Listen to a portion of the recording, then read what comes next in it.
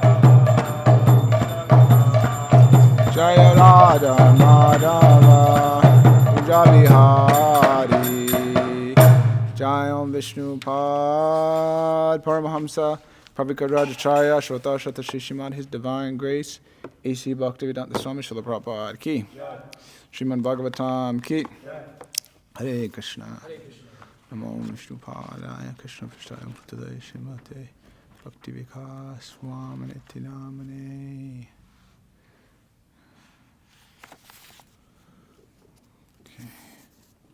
Om Namo Bhagavate Vasudevaya.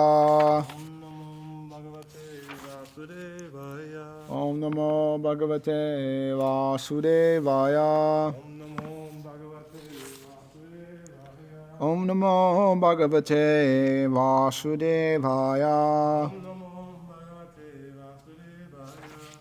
Okay, reading from Srimad Bhagavatam. Canto 2, Chapter 9, Text 46. Huh?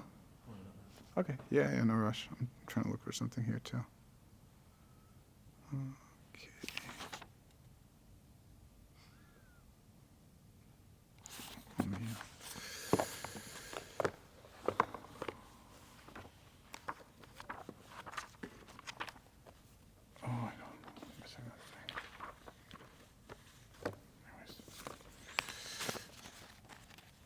Okay, just me and you. Okay, so word for word. So I'll do the word for word in the actual the translation. So because sometimes it's a little different. So yet uta aham tvaya prishtaha pararat purushat idam yata asit tat upakshyashte prashnan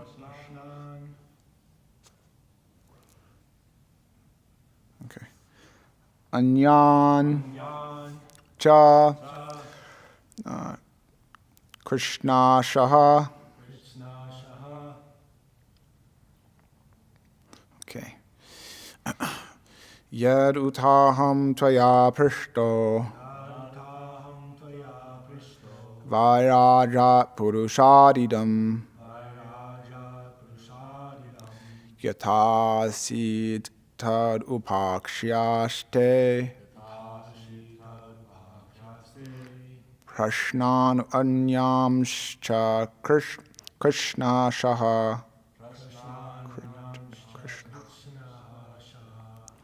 Yad Utaham Tvaya Prishto Vairaja Purushadidam Yatasit Tarupakshaste Prashnan Anyamscha Krishna Shaha Yadutaham tvaya prishto Vairaja Purushadidam Yata Sitarupakshaste Prashnananyamscha Krishna Shaha.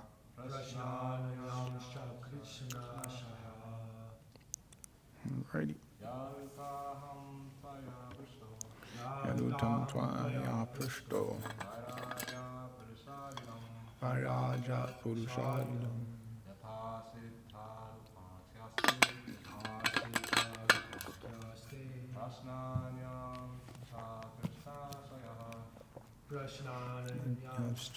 Krishna Shaha.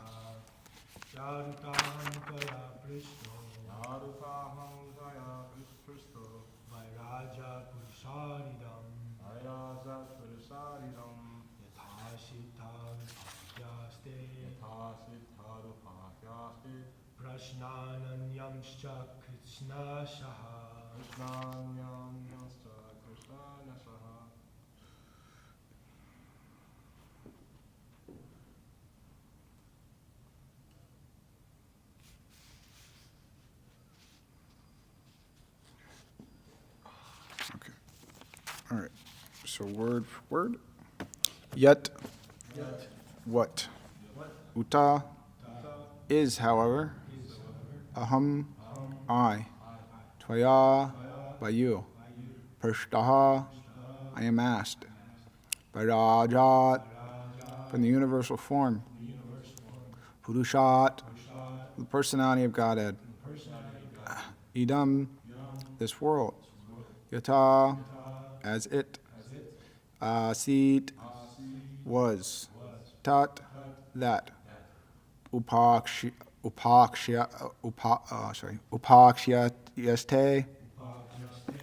I shall explain. Prashnan, all the questions. Anyan, others. Cha, as well as. Krishna Shaha, great detail. Okay, translation and purport by His Divine Grace, A.C. Bhaktivedanta Swami Srila Prabhupada Ki. Okay. O King, your questions as to how the universe became manifested from the gigantic form of the personality of Godhead, as well as other questions, I shall answer in detail by explanation of the 4 verses already mentioned.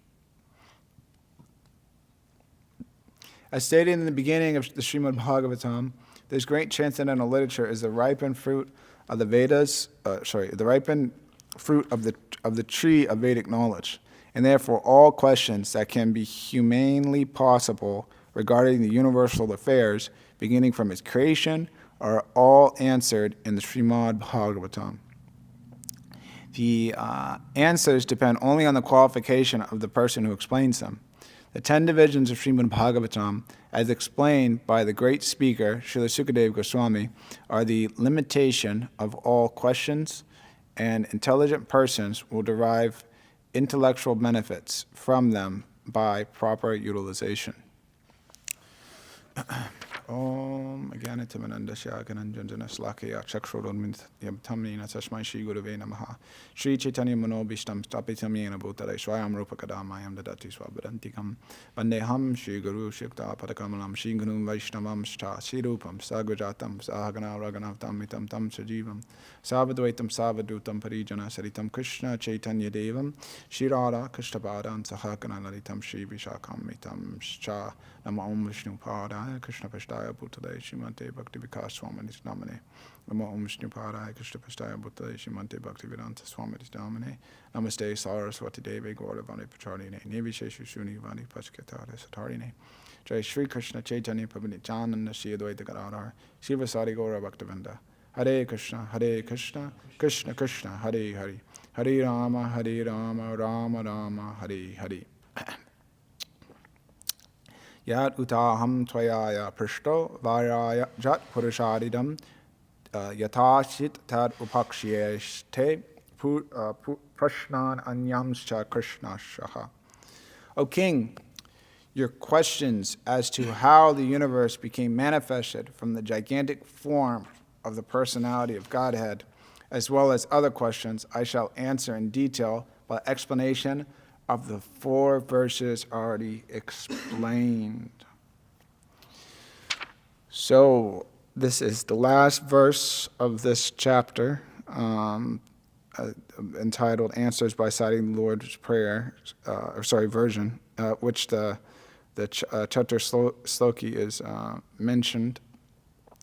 And the next chapter is entitled Bhagavatam is the Answer to All Questions, which ties back into the purport that Srila Prabhupada gave here, mentioning that all questions that can be humanely possible regarding the universal affairs beginning from its creation are all answered in the Srimad Bhagavatam. And so Srimad Bhagavatam answers all the details of creation, but I mean, it's, it also answers things before creation. Generally, people, they don't really think so much about before creation in the sense of, we could take creation. I'm taking creation in this sense, speaking of the universe, and of the material world. But most people aren't inquire, well, what was there before the material world? Anyways, they do inquire into that sense, but then their conclusion is that, that there was some explosion, or in different, religious faiths, they have different ideas about, what the world was and how it was created and things like that. But we see from Srimad Bhagavatam that it's a very complicated subject matter. And not only is it a complicated subject matter, but it takes purity to understand it. It's not something that, one can just grasp with his brain. Also, too, we understand that even in just looking at the universe and understanding the universe and things like that, that one also has to be pure to see that. Just like, just for one example, speaking of purity, in previous ages, the demigods would come down and they would, attend sacrifices and things like that. But the demigods aren't coming down to this planet anymore because of the influence of Kali Yuga, because it's such an impure atmosphere, and the people, for the most part, as Prabhupada says in his purports, he says sometimes, but 99.9% of the population is sinful. I don't think he said that exactly, but Prabhupada would say that sometimes, 99.9%, which means practically like everybody. He says that in a couple of purports. So it requires purity to understand the information. And so kind of the main thrust of the verse itself is that Sukadeva Goswami is... let me see here for a second. Okay. But Sukadeva Goswami is saying he's going to answer Maharaj Parikshit's questions by explaining the chapter slokis in details. So that's kind of like the straightforward thing. But kind of like even a more, I would say, underlining point is that in Maharaj Parikshit was asking proper questions.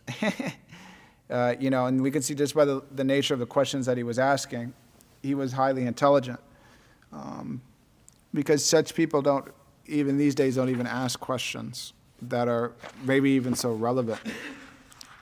And so, anyways, that's a whole subject matter in and of itself. So, the chapter sloki here will be explained more in detail. And that's the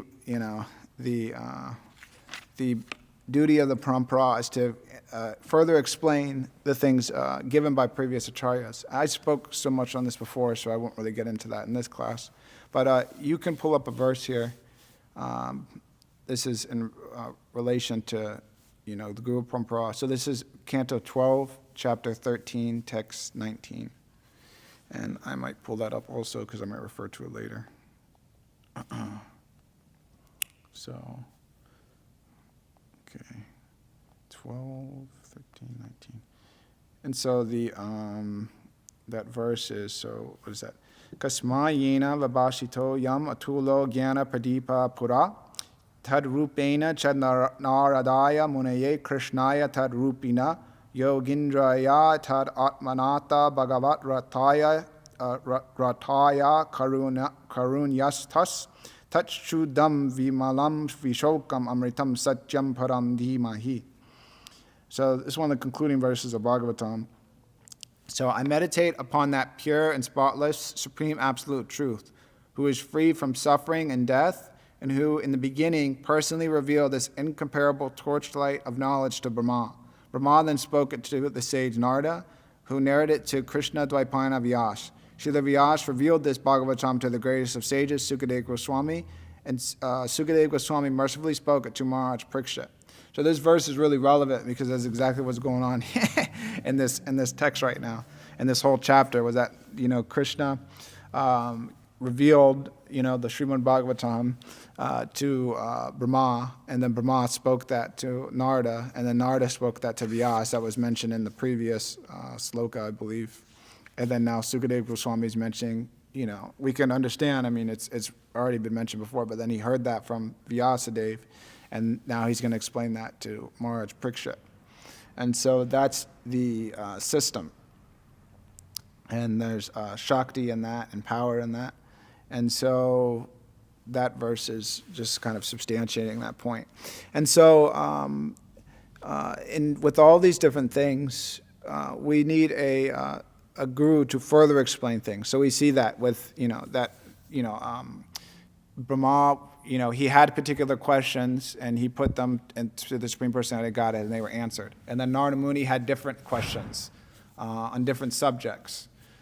So there's different, and then Brahma explained those and answered those in a slightly different way. The essence is the same, but he explained it accordingly. And then Vyasadeva had different questions. With Vyasadeva, with Brahma, Narada Muni, and Vyasadeva, we look at their situations. They're actually all different. Brahma was engaged in, was wondering, what kind of like what's going on in the universe, like how do I recreate it and things like that. He was kind of confused in regards to that. We don't see that Brahma was depressed. Like Vyasadeva has mentioned that he was depressed, that he was morose, that he felt like there was some lacking. Narada Muni also, what's given in the Srimad Bhagavatam, from his perspective, at least how the Bhagavatam explains it, is that he was seemingly confused about who was supreme. It seemed like Brahma was, but then Brahma was engaged in penances, and he didn't see anybody above Brahma. So, and all of those different individuals were in different situations. And then also, too, Sukadeva Goswami was in a completely different situation. He was liberated and absorbed in the Brahma Jyoti, in the personal aspect of the Supreme Personality of Godhead. And he was attracted in a different way. He heard the Bhagavatam, he became attracted. And this is verse, Atmarama Chamunaya Nirgrantha Yukrutame. And so, anyways, you can refer to that verse. That's a very important verse in Bhagavatam. But what that verse means is that pretty much that the self-realized souls, they don't find satisfaction in anything in the material world. They're fully satisfied in themselves. And so, but even those individuals, they find satisfaction in the Supreme Personality of Godhead. I forget exactly where that's at. That's in the first canto somewhere. If you want to know where that's at, you can ask me later. I can look it up.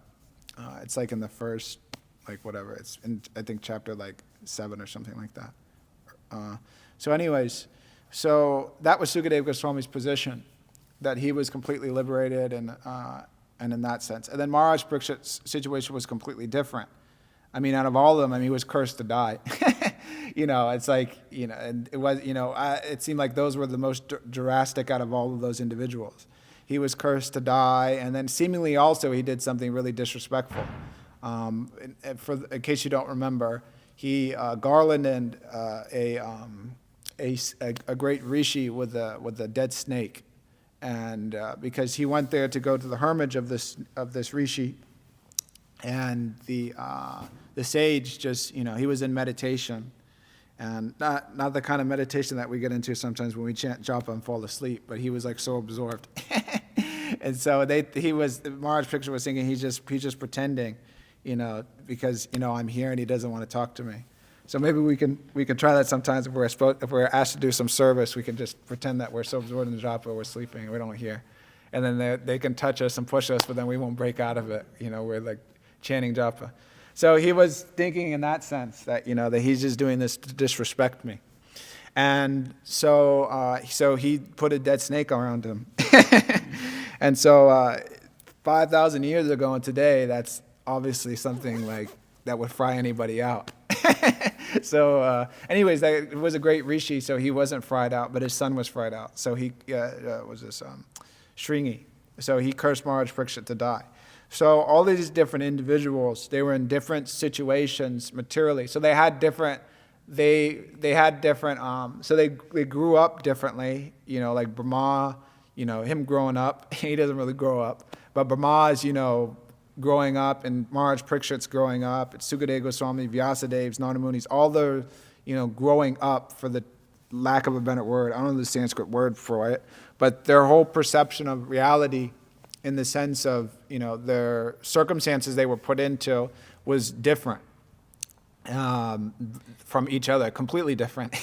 All of them, actually. Maybe Brahma and Narada had more of a relevant, social upbringing, for lack of better words. If I knew Sanskrit, I would be able to explain these things better. But all their natures are different, and the situations they were put into are different. I guess we could say, the field, Setra, and Setra got over the field, and then like that. So we could explain it in that way according to the Bhagavad Gita, that their field of activities were all different, and the field they were in. But the thing is, they're all pure, great, elevated devotees, of course. But the point I'm trying to make is that Srimad Bhagavatam, it's revealed more according to the situation that the individual is in, the hearer, and then also the level of realization of the speaker. And so there may be different questions. So Sukadeva Goswami didn't have any questions. His situation was, we look at it too, as actually unique, and that was being spoken of the other day. He didn't want to come out of the womb; he stayed in the womb, and then when he was born, he just completely left home, Paramahamsa. And so those things are mentioned in the Bhagavatam. We can look at those real quick also because they're relevant. So that is Canto 1, Chapter 2. I think you just go to the index. I think it's text 2 and 3. Oop, I went to the wrong thing. So, see if you beat me. Yeah, so 2 and 3. So, let's see here. Oop. So I'll just try to chant the Sanskrit. So, Shuta Vacha Yam Pravarjantam Unupetam Apeta Krityam Dvaipayano Vihara Tara Ajuhava Putretaya Tatmaya Taya Tavo Binidas Tam Sarva Bhuta Hridayam Munim Anantosmi. So Sutta Goswami is speaking, let me offer my respectful obeisances unto that great sage, Sukadeva Goswami, who can enter the hearts of all. When he went away to take up the renounced order of life, sannyas, leaving home without undergoing reformation by the sacred thread or the ceremonies observed by the higher caste, his father Vyasadeva, fearing separation from him, cried out, "O my son!" Indeed, only the trees which were absorbed in the same feelings of separation echoed in response to the bereaved father. So I always like that text, actually, because it's really poetic. And I always think about, I don't know, for some reason, there's like a picture, but there's like this scenes in my mind of like Vyasadeva like reaching out, and then just like Sukadeva Goswami walking away, and then him just calling out, and then only the trees echoing. It's like really poetic, actually, because it's, you could like analyze it, but I'm going to take a license and go there. But it just, like, he's calling out and like so much, affection for his son, but there's no response. It's just only his own, only person who cares is himself. Sukadeva Goswami's like, whatever, he's liberated. He's not even, like sometimes, growing up, at least like I did, I ran away from home at one point. And so, like a couple of times actually, it didn't like last long. But it's like, like I left home But I left home on the material platform because I was just like, whatever, I wanted to engage in like unrestricted sense gratification. And so my family was like impeding that. So like I like took like bogus sannyas and like renounced them.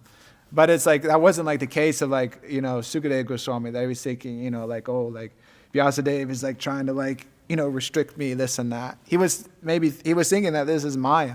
And so even like Krishna himself came personally to try to like reassure him that like, that you won't be a Maya, you can come out. And then he came out and left. So anyways, so this verse here is glorifying Sukadeva Goswami. And then the next verse, I'll just read the translation. So let me offer my respectful obeisances unto him, Suka, the spiritual master of all sages, the son of Vyasadeva, who out of his great compassion for those gross materialists who struggle to cross the darkest regions of material existence, spoke the most confidential supplement to the cream of Vedic knowledge after having personally assimilated it by experience. So, anyways, Hare Krishna, welcome. So, continuing. So, again, it's glorifying Sukadeva Goswami. So, Sukadeva Goswami was obviously qualified, and so anyways, this just gives light unto the character of Sukadeva Goswami, unto who he is. So, so the point is that, we need a spiritual master to explain things, and then according to our situation, the spiritual master will explain things accordingly on the basis of Shastra, on Srimad Bhagavatam, Bhagavad Gita, and of such like that. And so Srila Prabhupada makes the point in the purport, which is an important important point, but he explains that the answers depend only on the qualification of the person who explains them. So that's an important point to understand, because we have to make sure that we're inquiring onto, we're inquiring into the nature of the absolute truth, and so it's important that we inquire onto somebody who's, qualified, because if we don't inquire onto somebody that's qualified, then we may get bad advice. And so we can see that also, just practically speaking in Krishna consciousness, we may ask different devotees different questions, and we may get different responses or different answers. Just to keep it simple, we may ask somebody, like, how do we understand this particular verse of Srimad Bhagavatam? So then somebody may give an answer, we can understand it like this or like that. But then generally, if we approach a devotee that's senior, they can give very many different angles of vision of understanding that verse, or you can understand it like that, or Srila Prabhupada explains it in this way, but then in this point, he brings up this point in Chaitanya Charitamrita, and so they can give a wide array of different understandings so that we can enter more into the depth of the verse. Or then they could even explain that, this, whatever. We may ask somebody what their favorite verse is, and then they can explain, whatever, back in. Just like we heard with Brigupati Prabhu. Like he was mentioning that, that must have been like in the 80s or 90s, probably 80s. So when he was mentioning he was in the Prabhupada Marathon for New Zealand, and then he was just struggling. I think New Zealand, maybe Australia. Anyways, I don't remember. But he was on that part of the world, and so at that point, he opened up. he was like, leading some inspiration. The only book there was the Chaitanya Charitamrita, the Antya-lila. And so he was like, anyways, whatever, I'll just read it. And generally, if like we're struggling or something, looking for some inspiration, the Antya-lila, the Chaitanya Charitamrita, may not give the most relevant information because it speaks very much so of the pastimes of Lord Chaitanya Mahaprabhu and separation, experiencing the separation of Radha's separation from Krishna, which is another subject, not the subject of this class. So he picked up that book and read it, and he saw that, but he read a particular purport, and we have that framed up in here, and I forget exactly where that's at, but in essence, the purport explains that that one may be engaged in spreading Krishna consciousness, and there may be so many impediments in that from different types of people who are like hogs and dogs. But if one takes shelter of the six Goswamis, then all one's obstacles are removed, and along those lines, and then one can like that. And so he read that, then he was inspired by that, and then he went on, and he was fired up in the marathon and everything like that. But it didn't just stop there, because then, he prints out those papers and he gives those to devotees. And he chants that regularly. And then, I don't know. Anyways, when he was out on Sacred Time and Rishi Kumar was filming him, he was chanting that. And then he came here and gave a class about that. And, and then Bhakti Vikas Maharaj was making the point that he's in Los Angeles distributing books, but the 6 Goswamis are with him. So it's like, he just, and I mean, I'm sure there's other verses like that, but he really took that purport to heart, and then he regularly chants the Sat Goswami Astakam. And he's really connected to that, and it's obvious. And so when he speaks on that and he explains that, it's like you can feel like, yeah, like there's some realization there, there's some shakti there. Like if I were to speak on that, it's like whatever. There's no realization, there's no power there, because I haven't had that personal experience. But the only thing I can say is that I've heard from Kalki Prabhu about that, and then so just conveying what I've understood from him in that sense. And then so he's realized that, and he's explaining that, and so we understand that deeper, and then that makes an impression upon us, because there's so many different slokas of Srimad Bhagavatam and Bhagavad Gita, and so many of Srila Prabhupada's purports, but then some of them we remember and some of them we don't. And the one reason for that is that certain verses really speak out to us. They captivate our, intelligence or our mind or our heart or the situation that we're in. We can really connect to them and really relate to them. And that happens with devotees also. And so they explain that to us.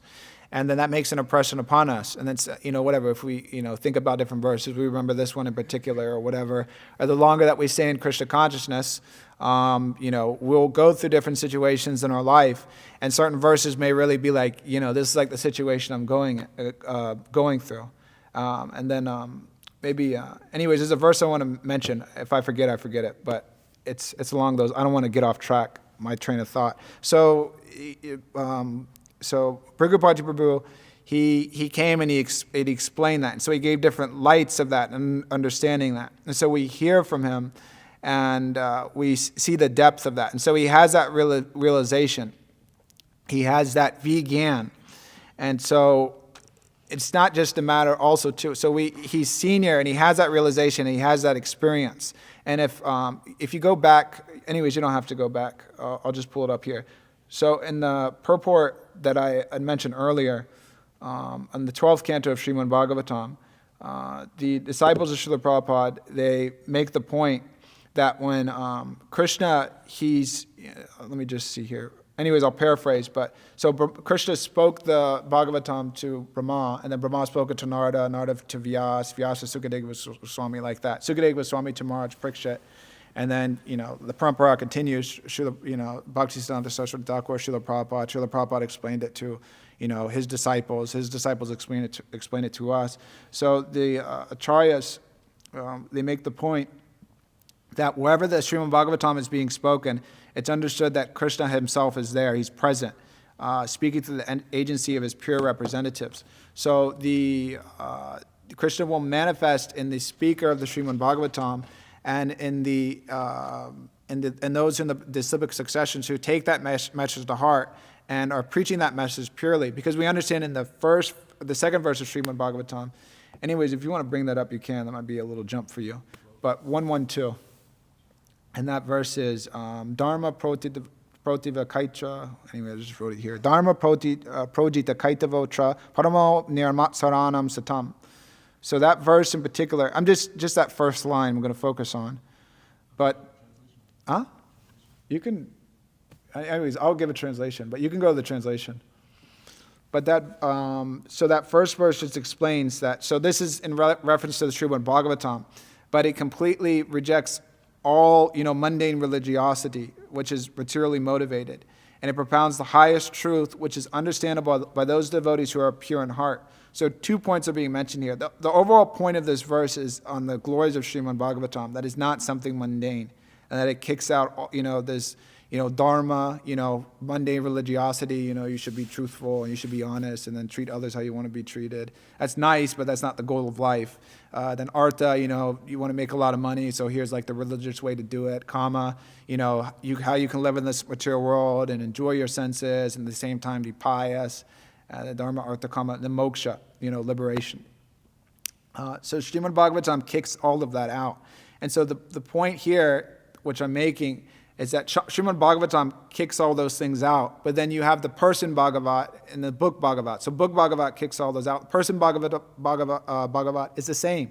They've kicked all those out. So their speaking and their lifestyle is a life completely devoid of all these things, dharma, artha, kama, moksha. And a life devoid of all those things, anyabilasita sunyam, jnana karman, yanavritam, anukulnyena krishna lusinanam bhakta uchite, that is pure devotional service. That is Krishna consciousness, which is what we're trying to obtain to. So this is the nature of the pure devotee. So they've kicked all those things out. They're nirmat saranam satam. They're 100% pure in heart. There's no envy. Satam. This is the nature of devotee. This is a devotee. And so they're pure at heart, and then they can enter into the intricacies of Srimad Bhagavatam, and they're able to explain it. And then they explain it by their words, but then also how they're living, how they're acting. And we see that, and then we can just go back into, great devotees, like we're talking about Bhrigupati Prabhu. He's going out every single day distributing Srila Prabhupada's books, and it's like, anybody that's distributed books now, he's a senior devotee. I don't know how old, is he 70 or 80? I don't even know.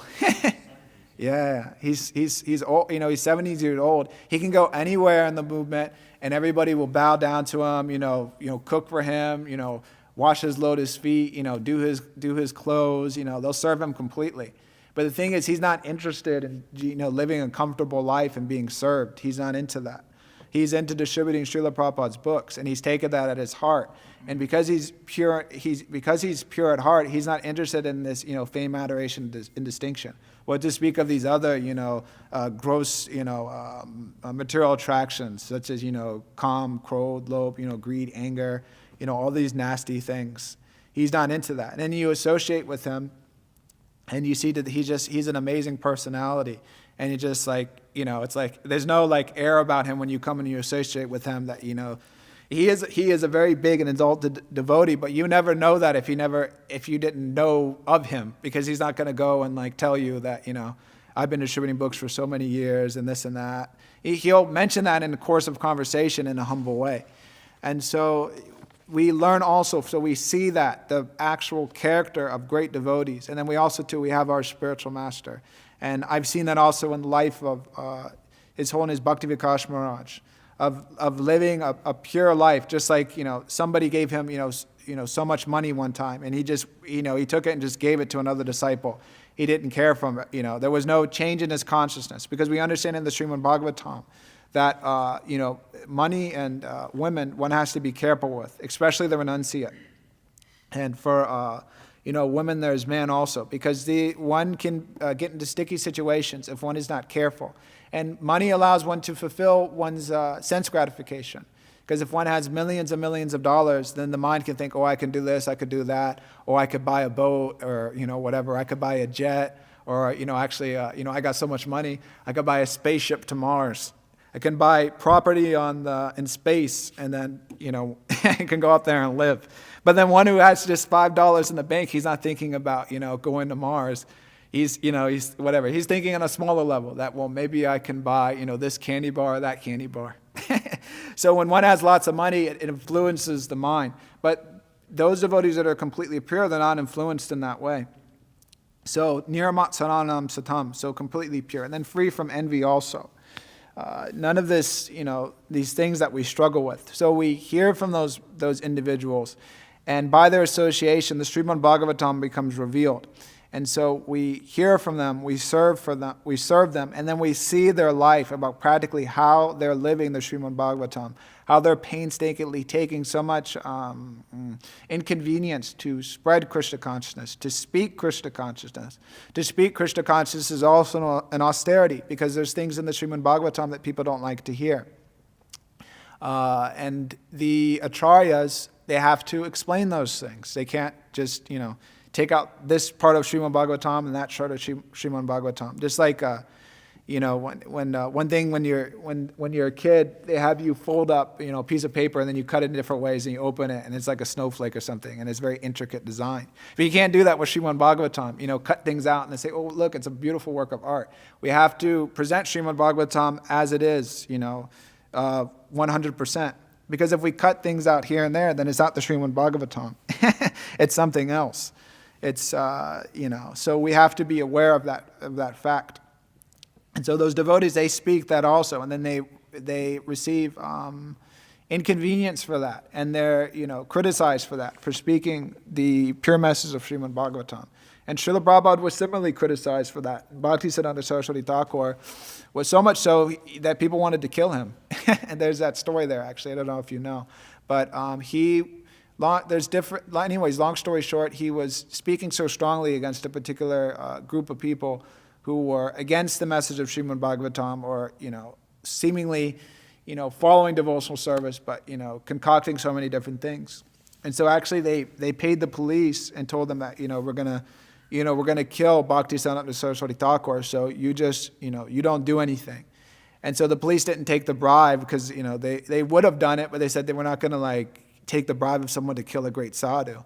So they warned him, and another disciple, I don't remember the name, Mahotsa Prabhu would know, but he dressed as Bhaktisiddhanta Saraswati Thakur, wore his glasses and sannyas garb and things like that, and went. And they didn't kill that disciple, but there was this hit on his life because he was speaking the message of Srimad Bhagavatam. So sometimes it seems, whatever, you give class, this and that, and Siddhanta Vyasa-san and so many thousands of people are listening. But that's one part of it. But then the other part of it is that you can get killed for speaking the message of Srimad Bhagavatam. So the pure devotees, they're fearless and they're pure at heart because they see the necessity of speaking the message of Srimad Bhagavatam for the benefit of others. So we put questions unto such personalities, and by hearing from them and associating with them, we become like them. And then that increases our shraddha, our faith, to give up material sense gratification. But simultaneously, though, we're in this material world. And so sometimes we may have questions, or we may have to make choices and things like that, which, may not be directly, spiritual, because, like for instance, there's this temple here, and, Vishnuchitra Prabhu and other devotees are trying to, working to, build it out and, construct it and things like that, renovations. And so not every single question that may pop into his mind may be, whatever, on the nature, Krishna has, right? And Krishna has a flower garland. What kind of flower is on the flower garland? It may not be a direct meditation like that. What does Krishna's flute sound like?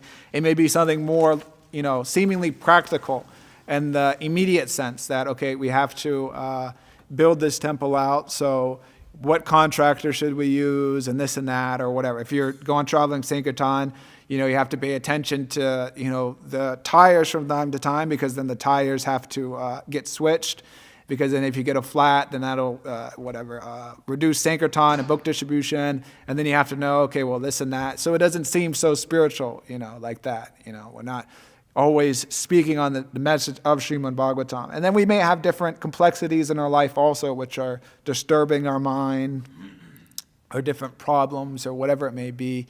Or different, do I go here or do I go there? Do I take this job or that job? Do I, whatever, I'm at this situation with my family, how do I act with that? So it may not seem so spiritual. And then things are complicated, and there's so many different variables in life. And so we, and then it's difficult to kind of work all that out and deal with that. And then, it's not directly spiritual, but it connects to the spiritual, because if we think about it, that for instance, like the car, for instance, well, whatever, the car's material, so forget the car, forget the oil, forget the tires, forget everything, the check engine light came on, so whatever. But then if we ignore all those things, or if our body or whatever, we just we eat whatever, we don't care about nutrition, we don't care about diet. But if we ignore all those things, then it can cause a problem on the material spirit, which can directly affect our spiritual lives. Just like if we ignore our health for so many years and we get a disease or something. Or if we neglect the car and then it breaks down, or we get into a crash because whatever, we didn't change the tires when they needed to get changed. So we live in this material world, and we require guidance to get out of it according to the situation we're in. So we have the association of devotees who give us guidance and instruction according to the situation that we're in order to come out of that. And there may be so many details and so many intricacies, and it's difficult to cover them all in a Srimad Bhagavatam class. So we require that personal touch to help us. But the help in and of itself isn't to make a nice material situation. Just like, for instance, with, Maharaj Parikshit, for instance, Sukadeva Goswami didn't come and tell him, well, you can get free from your curse in this way and that way, and then you can continue to live in your life. He was saying, okay, great, you have 7 days to live, so here's the goal of life. Take it up fully. Here's Srimad Bhagavatam. What is this? I think this is text 1.6 or whatever. What is it? Tasmat Bharata Sarvatma Bhagavan Ishvaro Hari Smartavyas Kirtavasyasa Smartatebhya Tabhyayam. Which Sukadeva Goswami explains that, so pretty much that the goal of life is to hear, chant, remember the Supreme Personality of Godhead. Anta Kales, what is this? Ante Narayana Sprati. Especially the end of life is coming, the end of it is just to remember the Supreme Personality of Godhead. So all of the instructions that devotees give, even though they may not seem so spiritual, they should be to that end, to help one come to that point. There was one time Srila Prabhupada was being put a question by one of his disciples, Vishnu Jan Maharaj.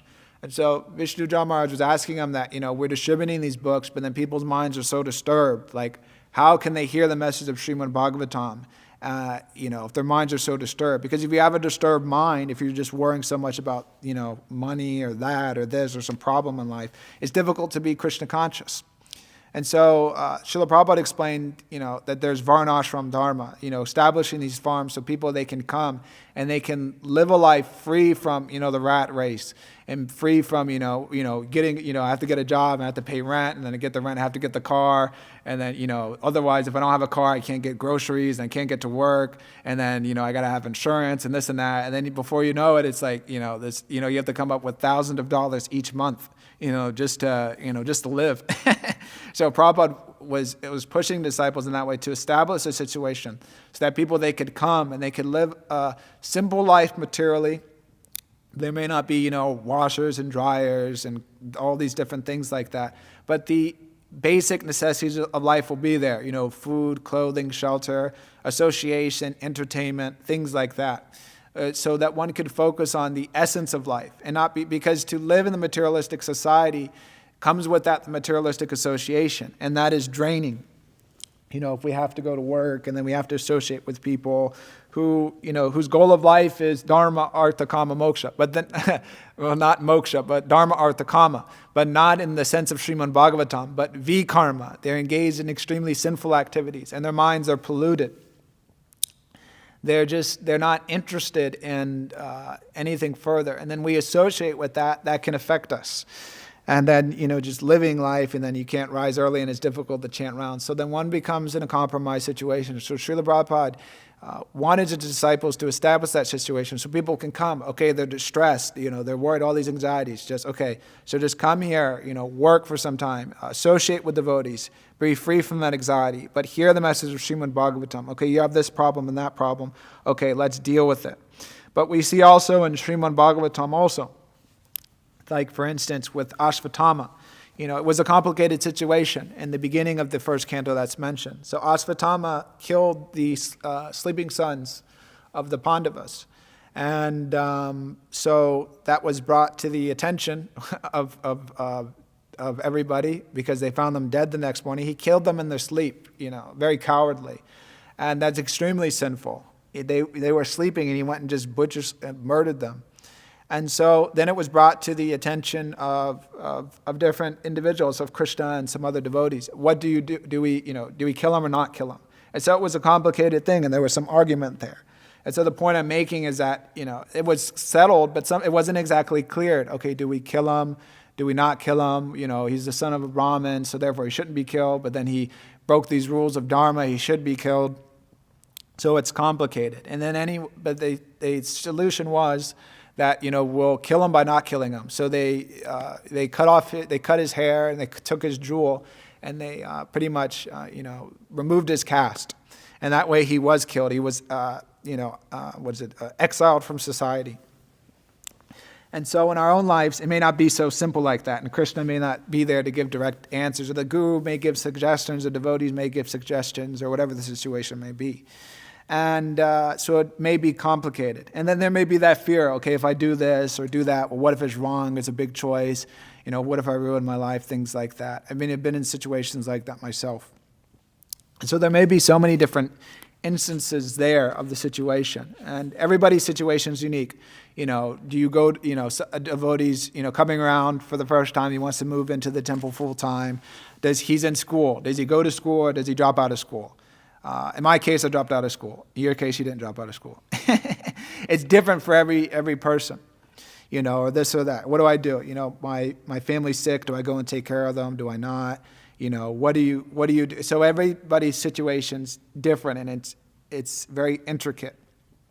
And then we also see in the Chaitanya Charitamrita, he's a pure devotee, but Gopi Patnayaka, the story behind that, or the history, is that, just to kind of make it short, is that he was engaged in the service of the government, and he was misspending the money.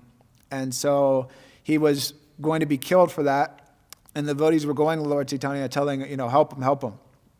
Lord Chaitanya didn't want anything to do with it because it's a materialistic situation, seeming at least the external part of it, just to teach that lesson. And the sannyasi shouldn't get involved in business and all these different things like that. So anyways, he was released by Lord Chaitanya's mercy, and then he was chanting Hare Krishna the whole time as they were going to, throw him off. And then as a result, his pay was increased and he got a promotion, all these different things like that. So the thing is that he was put into a dangerous situation, and it was really complicated. And then he badmouthed the king's son, and so the king's son wanted to to punish him in that sense. And so it became what to do in that situation and all these different intricacies of that. And then there's so many instances of devotees in Srimad Bhagavatam, and then also too Srila Prabhupada, his disciples and things like that, who are put into unique, difficult situations, and then what exactly do you do? Srila Prabhupada's living in the West, he comes and he preaches, he lives in somebody's house, they have meat in the fridge, so he stores his boga in there. You're not supposed to do that, what to do, and then intricacies of that. He gives a disciple sannyas, and then the disciple wants to get married, so it's complicated, what do you do, this and that. And then there's other instances of one disciple, Prabhupada didn't want his disciples to get divorced. Then he tells the disciple to get divorced. And then why did he do that? Well, then he explains, he's going to do it anyway. So then it gets complicated, living in the material world and trying to spread Krishna consciousness. But we can take faith in different verses from Srimad Bhagavatam, and I'll read some of those.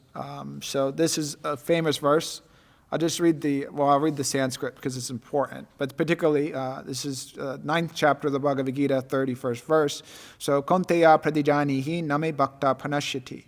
And so Prabhupada would always explain that. So Krishna is saying, telling Arjuna to declare it boldly, that his devotee will never perish.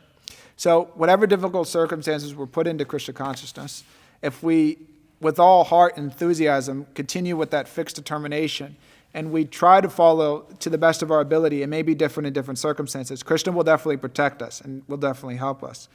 Krishna goes on further to explain in the Srimad Bhagavatam, or the Bhagavad Gita, that, and these are two important verses. So just kind of give context to this. So one time I asked my spiritual master, I was put in a situation to where, it was really complicated, situation that I got myself into. So I asked him, what do I do? If I do this or do that, it's really complicated. I don't know if it's the right thing or the wrong thing. It's like that. And so he told me to read these two verses in the purports. And so I'll read them now. So, Sarva karmani yap sada kurvan no mad vipashrayaha ma prasada avapnoti sadvatam padam avyayam. And so this is, I'm going to read two texts. So this is Bhagavad Gita, chapter 18, texts 56 and 57.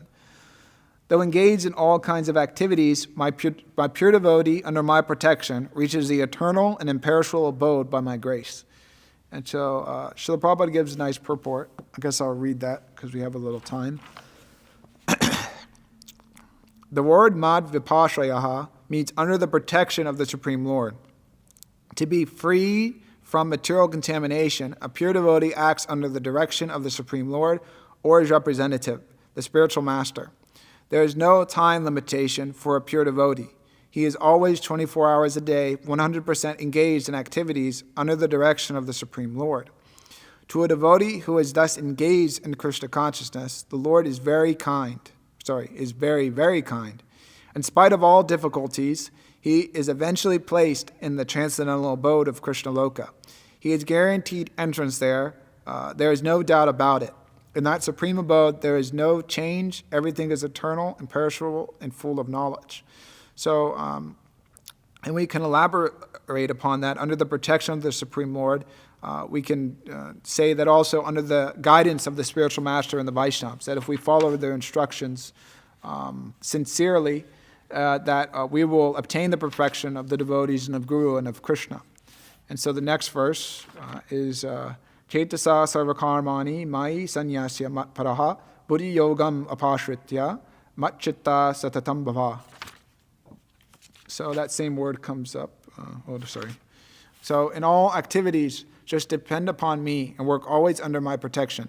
And such devotional service, be fully conscious of me. So, whatever we're doing, whatever our situation is, whether it's the best situation, spiritually, we're in a temple, there's thousands of devotees, the guru's there, it's a big festival, everybody's happy, fired up, Chandra Prasadam with paneer and so many sweets, our favorite preps, puris, halava, chutney, pakoras, everything's there, and it's like, wow, it's amazing. So, whether it's that situation or we have no association, we're struggling, we're sick or whatever it is, we can't chant our 16 rounds, we're locked away some far place without devotees and maybe in a hotel on the bad part of town, and there's just prostitution going on outside, and you hear it all. Whatever the situation is, we have to be Krishna conscious. Whether it's the worst material situation or the best situation spiritually, we have to depend upon Krishna and work, because we can be in the best situation spiritually and then take it for granted and think, well, this is how it should be, and whatever, and then get into fights with devotees and get fried out that there's all these different preps, but the rice doesn't have enough salt or whatever it is, or there's you made these puris, but then it's whatever, we can get into small stupid things or whatever, the sweet's not sweet enough, but and the point is that we can be in the best situation spiritually, but then not be spiritual. We can be material. This devotee's dhoti looks like this or that, like that, and we just get on the stupid trips that have no point. But even if we're in the most difficult situation materially, whatever it is, we have to always have that mood of trying to surrender more to Krishna, more to the instruction of the spiritual master, to serve the Vaishnavas, to hear the message of Srimad Bhagavatam and Bhagavad Gita. And whatever we're doing, we have to have that faith that Krishna will protect me. Well, Krishna will keep my Krishna consciousness intact. And so this is not a big purport, but I'm just going to read one part of it. I'll read the end of it. So let's see. So many different very good points in here. So anyway, so one should act according to the order of Krishna. This is a very important point. The order of Krishna comes through disciplic succession from the bona fide spiritual master. Therefore, the spiritual master's order should be taken as the prime duty of life. If one gets a bona fide spiritual master and acts according to his direction, then one's perfection of life and Krishna consciousness is guaranteed. So if we get the association of devotees and the instruction of the spiritual master, and we follow that sincerely, and we keep that, as the focus and aim of our life, then we're in a pretty good situation. And Krishna will help us. Krishna will protect us. And Krishna goes on to further say, the next text, 58, he says, if you become conscious of me, you will pass over all obstacles of conditioned life by my grace. If, however, you do not work in such consciousness, but act through false ego, not hearing me, you will be lost. So he gives the point that, okay, if you become Krishna conscious, you'll be able to pass over all the obstacles. But maybe, how do we understand that? If, we're Krishna conscious and then we get cancer, then if we practice Krishna consciousness, do we become free from cancer? Not necessarily. So the obstacles we can understand is that there's different ways we can understand that, but having to take birth again, having to suffer in this material world. If we become Krishna conscious, we can, in this life, we can transcend that. Then we won't get cancer because we'll be in the spiritual world.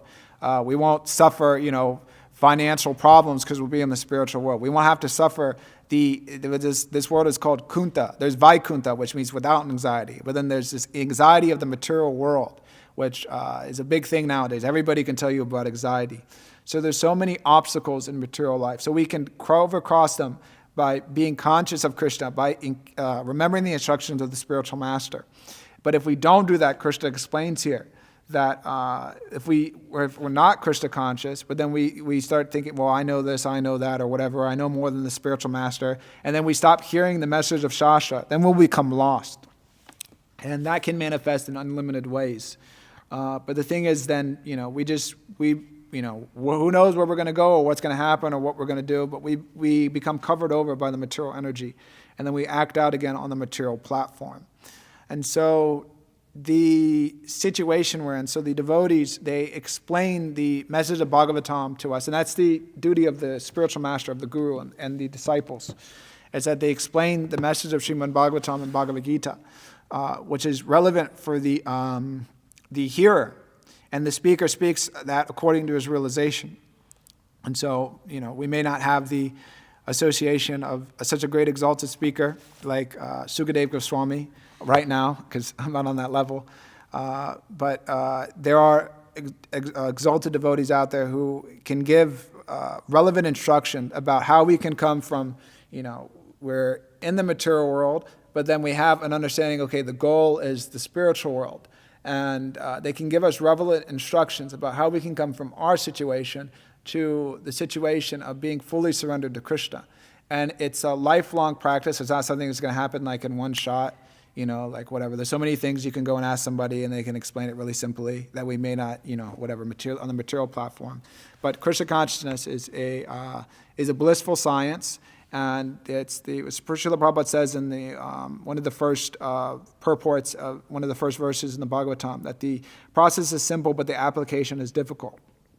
So practicing Krishna consciousness can be difficult, but we should never lose sight of the goal and the understanding that that there may be so many problems in my situation, but I can only be fully happy and fully satisfied by being fully Krishna conscious. If we have that faith and we have that determination, then whatever goes on in our life, whatever, that may be there. But the goal is in mind, the direction is mine. Just like a simple example nowadays, if you're using Google Maps and then you're driving somewhere and then Google Maps crashes, generally you're going to be pretty lost unless you know where you are.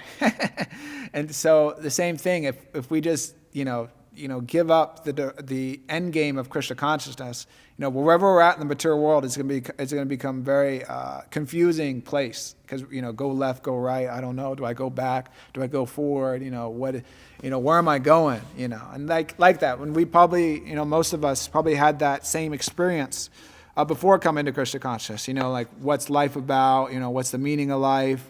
Why don't I feel happy? Why don't I feel satisfied? People, is the whole point of life just to make money? Is the whole point of life just to get married? Just to get a good job? What is the meaning of life?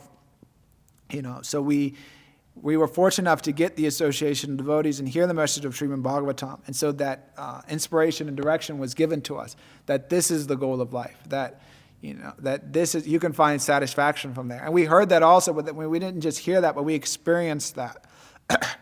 That satisfaction, and that made some change in the heart.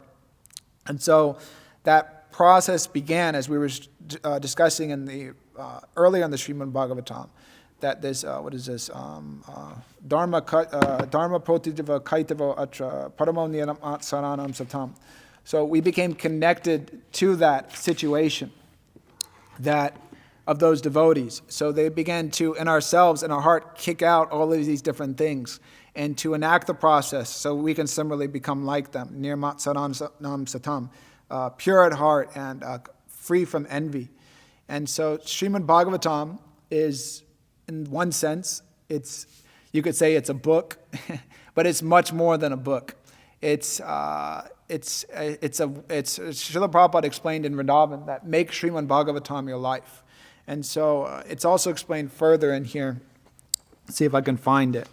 But that one should hear let me see if I just find it, and then we'll end on that point. I might not be able to find it, actually. I think it's the 4th chapter. So, anyways, I don't think I'll be able to find it. I wasn't prepared. But it's mentioned in there, anyways, paraphrasing, in one of the chapters of the 2nd canto, that that by regularly hearing the Srimad Bhagavatam, that it cleanses all the material desires in the heart, just like the autumn rains, they rain and they wash away all dirty things. And then from that hearing, Krishna personally makes his seat or appears on the lotus of one's heart. So Srimad Bhagavatam isn't just some book, but it's Krishna himself. It's non-different from Krishna. It's it's this incarnation of the Supreme Personality of Godhead. And so by hearing this message, it reveals our true nature of Krishna consciousness. But we have to take that to heart, and we have to take that seriously. And Krishna will help us and personally speak to us through the devotees, through the Guru, through the Srimad Bhagavatam, so that we can get the relevant instructions and inspirations to overcome the material difficulties in our life and to maintain fixed on the platform of Krishna consciousness. So Maharaj Parikshit and Sukadeva Goswami is conveying that to Maharaj Parikshit, and he has that fixity of purpose. And so he's enthused and ready to hear Srimad Bhagavatam, and his material situation more or less, doesn't change. But there's a much more than just the material situation is the dynamic spiritual situation, which is at hand of the Srimad Bhagavatam being spoken. And Maharaj Parikshit coming to the pure platform of Krishna, he's already at the pure form of Krishna consciousness, but seemingly coming to the pure platform of Krishna consciousness and becoming fixed in that. And we all have our own situation in life, but that's the point, is that we have to become fixed in Krishna consciousness, and hear that message, repeat that message, and the authorized disciplic succession. So this is the situation here, guru, disciple, speaking that message in the proper parampara. And so anyways, so the next chapter, Sukadeva Goswami will explain further the questions of Maharaj Parikshit, and elaborating more on the message of Srimad Bhagavatam for the benefit of all. So anyways, I'll stop there if there's any questions or comments about any of the subject matter. So, yeah. We need a mic and everything up. Is it working? Okay. Anyways, ask your question, and then I guess I'll repeat it. I have a couple questions if time permits. Yeah, we'll see what they are. Anyways, you ask one, and then we'll go from there, and then. So in the verse that we're talking about in the class, yeah, I think it's the purport where it's talking about, Prabhupada said that the answers are only, what was the sentence where it's like the answers are only as important as the person who gives them? Let me see here. Yeah, I know what you're talking about. I think it's in the purport. The answers depend only on the qualification of the person who explains them? Yeah. So my question about that is, because I'm a little confused by that, because is that only in the spiritual sense, or because the way I think of it is like in a material sense, like if you say 2 + 2 = 4, even if you're completely ignorant of mathematics as a whole, if you get that right, like does the answer have no worth even though it's the correct answer? Is that only for spiritual topics? Yeah, so my understanding is on spiritual topics. And so the point which I was kind of making, and just one angle of it, is that the devotee who is what's this word? But who's the more Krishna conscious one is, the more explanations one will be able to give on like Shastra and on verses and things like that. Like we see, like in the Chaitanya Charitamrita, for instance, this Atmarama verse, I quoted that in the beginning. So Chaitanya Mahaprabhu explained it like in, I think 12 ways to one devotee, and then he explained it in 64 ways to another. So because he's Supreme Personality of Godhead, he's able to like give like 64 different explanations on one verse. And that's a whole chapter in the Chaitanya Charitamrita about that. So according to one's realization in Krishna consciousness, he'll be able to get more depth and more application to a particular text. So it's, yeah. Okay, so it's more for the Yeah. transcendental topics. Yeah. So but the thing is, we see somebody may know something theoretically in Krishna consciousness, and then they may speak it, but they may not be able to explain it because they don't have it realized so well. Just like you, like I may know 2 + 2 = 4, but then I just heard it, but I don't actually like understand it. But then like whatever, because it may just be like a 3-year-old kid or something. They can say 2 + 2 = 4, but but then the teacher actually knows. So that the one who generally in the material sphere, one who's teaching, he's like understood the subject matter thoroughly, so they're able to explain it much more better than like a student who's in the class. That makes sense. Yeah. So, did you have a question or anything? Okay. You got some more.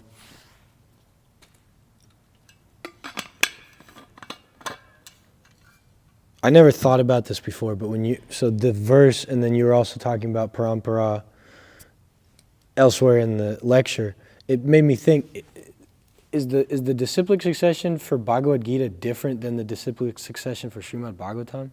Well, we see in the beginning, the Bhagavad Gita, you mean like the actual, what do you mean exactly? Well, because like in Bhagavad Gita, I think it's 6th chapter where he talks about, I imparted this knowledge to the sun god, the sun god imparted it to Ikshvaku and whatnot. Whereas this one, it's like from Brahma to Narada down the line. Is like, are they different paramparas? Yeah, different, different paramparas in that sense. Different disciples, but maybe the message is the same. It just, Krishna, he spoke that message, like that's mentioned there in the 4th chapter. Imam vivasve yogam proktavanaham avayam vivaswamanave prahara manavaswaka bhavevavit. He spoke that to Vivaswan and Swaku like that. He established in that sense to the Sun Dynasty. So that was there. But then there's also like, there's different sampradayas, like Krishna, and not Krishna, but, Vishnu, lack of a better word, he instructed the 4 Kumaras, and then they have their sampradaya, then there's Lakshmi, she has her sampradaya, Shiva has his sampradaya, Brahma has his sampradaya, and then even within that, there's like different like little sects. Like there's Madhva Acharya, but like we're in like a different line than like, Madhva had different disciples, but we're like in a different line in the sense that because, there's like when Vyas Tirtha came and traveled through, Bengal or whatever, and he instructed or initiated Lakshmipati, and then I think Lakshmipati, and then I have to look at this exactly to make sure I don't say anything wrong, but I think Lakshmipati is the guru of Madhavendra Puri.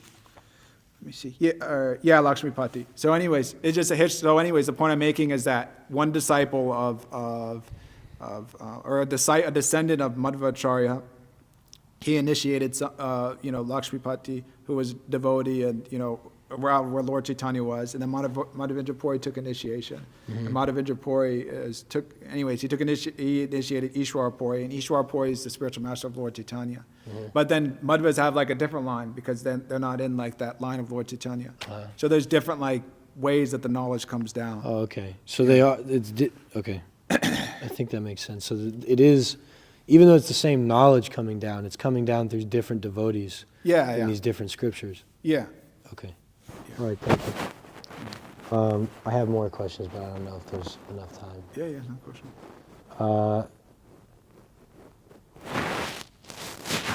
You mentioned at the beginning of the class that the demigods don't come down here anymore because of the Kali Yuga is now in effect.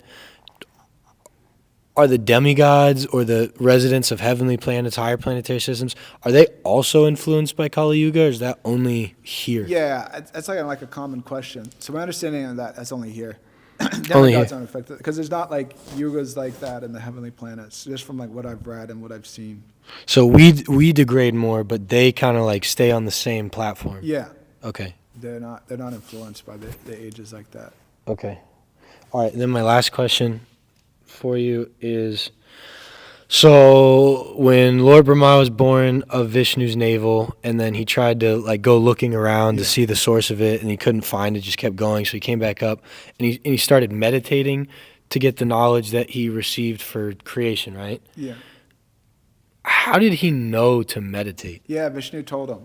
That's that whole thing. That was what we read there. He said tapa. And then he heard That's that. right. Yeah, then he understood, okay, this is what I have to do. So he received that instruction. Okay, And thank then he you. engaged in that. And then from that, then, Vishnu was pleased and then revealed to him Vaikuntha. I forgot about that. Thank you Yeah, for no, it's reminding okay. me. It's like, All right, that's all the questions. can't remember everything. Yeah, right? It's a long Bhagavatam. If we did remember everything, then that would be pretty crazy. So, did you have anything? I just appreciated the points that you made. A couple that kind of stood out. You were pointing out when you were answering kirtan if you're not taking care of the vehicle properly. So like this Yeah. interplay between taking care of seemingly material responsibilities, but in a way that like elevates one spiritually. Yeah. And so it's like that understanding that being detached isn't a matter of carelessness. Like it actually means that we take care of those things properly, because then we can do our like spiritual activities in a clean way. And then the second point that kind of struck with where I've just been thinking about for my own Krishna consciousness, that sense of protection and mercy, like you mentioned for Brigupati Prabhu, like that verse of that the six Goswamis are always with you, and just that meditation and that continual like kind of revelation and experience of feeling that protection. But thank you for all the points and nicely explaining everything. Yeah, Appreciate thank it. you. Sure. Okay, so Srimad Bhagavatam ki, Srila Prabhupada ki. Jai. Jai.